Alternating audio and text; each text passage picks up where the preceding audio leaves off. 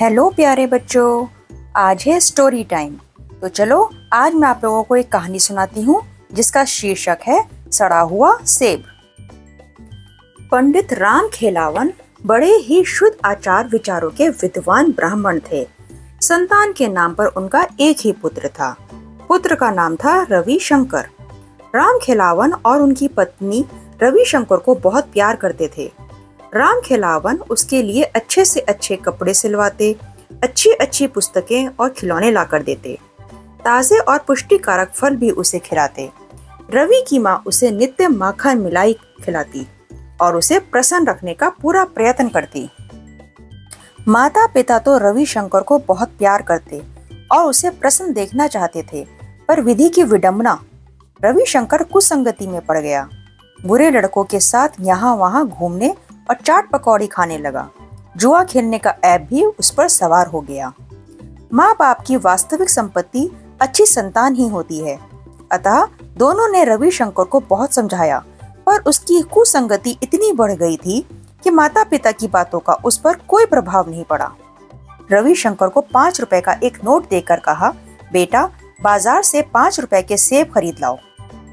राम खेलावन ने रविशंकर को 50 पैसे का सिक्का देते हुए कहा, लो ये 50 पैसे ले जाओ और एक सड़ा गला सेब खरीद लाओ।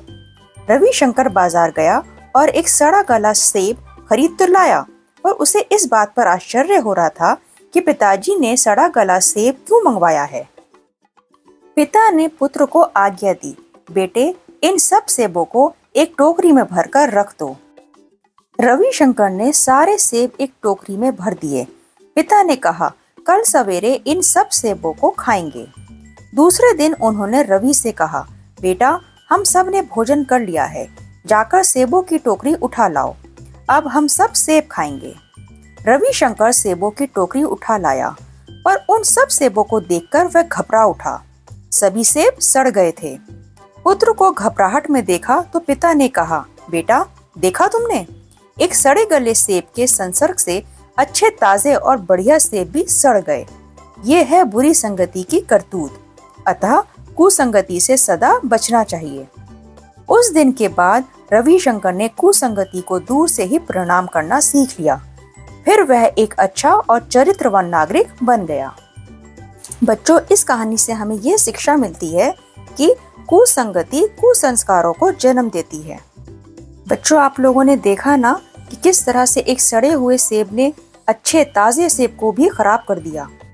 उसी तरह से हम लोगों को भी बुरे लोगों की संगति से दूर रहना चाहिए और हमेशा जीवन में अच्छे दोस्त बनाने चाहिए।